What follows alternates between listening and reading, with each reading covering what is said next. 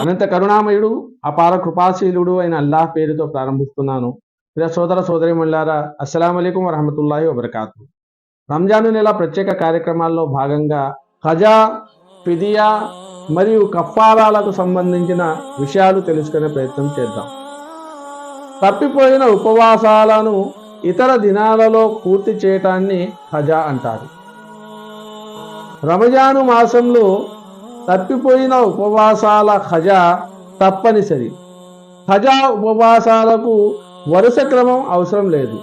ఇంకా ఫిదియా అంటే పరిహారం.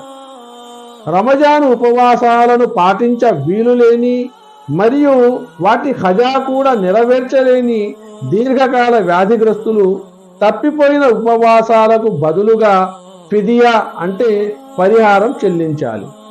ఒక ఉపవాస దినానికి పరిహారం ఒక ఫిత్రా దానంగా ఇవ్వాలి. ఎవరైనా గోధుమలకు బదులుగా నగదు ఇవ్వవచ్చు. బజారు ధరకు సమానమైన నగదు ఇవ్వాలి. అలాగే ఒక పేదవానికి 2 పూటల భోజనం పెట్టవచ్చు. అయితే మీరు తినే ఆహారమే కావాలి. ఇది కూడా పరిహారం కిందకే వస్తుంది. ఇంకా రెండవది కఫారా. కఫారా అంటే అర్థం ప్రాయశ్చిత్తం. కఫారా కేవలం రమజాను ఉపవాసాలకు మాత్రమే వర్తిస్తుంది. నఫిల్ ఉపవాసాలకు వర్తించదు. ఒక రమజానులో అనేక ఉపవాసాల కఫారా వాజిబ్ అయినా ఒకే కఫారా సరిపోతుంది. కానీ లైంగిక పరంగా ఉపవాసానికి ఏదైనా కఫారా వాజిబ్ అయితే ప్రతి ఉపవాసానికి వేర్వేరుగా కఫారా వాజిబ్ అవుతుంది. కఫారా 3 విధాలుగా చెల్లించవచ్చు. మొదటిది క్రమం తప్పకుండా 60 ఉపవాసాలు పాటించటం. 60 రోజుల ఉపవాసాలు పాటించే కాలంలో మధ్యన ఏ ఒక్క రోజు కూడా తప్పిపోరాదు. అలాగే ఈ మధ్యకాలంలో ఉపవాసం పాటించకూడని రోజు ఏది లేకుండా చూసుకోవాలి. స్త్రీలు బహిష్టు అయినప్పుడు ఉపవాసాలను ఆపటానికి అనుమతి ఉంది. అయితే పరిశుభ్రమైన వెంటనే ఉపవాసాలను ప్రారంభించాలి.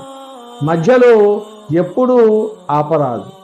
60 రోజుల మధ్యకాలంలో ఏ ఒక్కరోజు తప్పిపోయినా తిరిగి తొలి నుండి 60 ఉపవాసాలు పాటించాల్సిందే. ఇంకా రెండవది 60 మంది పేదలకు అన్నం పెట్టడం. 60 మంది నిరుపేదలకు ఒకరోజు 2 పూటల భోజనం పెట్టాలి. పేదలకు పెట్టే భోజనం నాసిరకంగా కాకుండా మీ ఆర్థిక స్తోమతకు తగిన విధంగా ఉండాలి. 60 మంది నిరుపేదలు పిల్లలు కాకుండా పెద్దవారై ఉండాలి.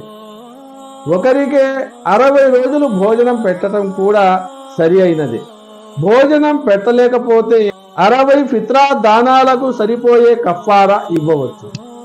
ఒకే మనిషికి 60 మంది నిరుపేదల పరిహారం కలిపి ఒక్కసారి ఇవ్వటం ధర్మసమ్మతం కాదు. ప్రతిరోజు కనీసం ఒక ఉపవాస పరిహారం ఒకరికే ఇవ్వవచ్చు.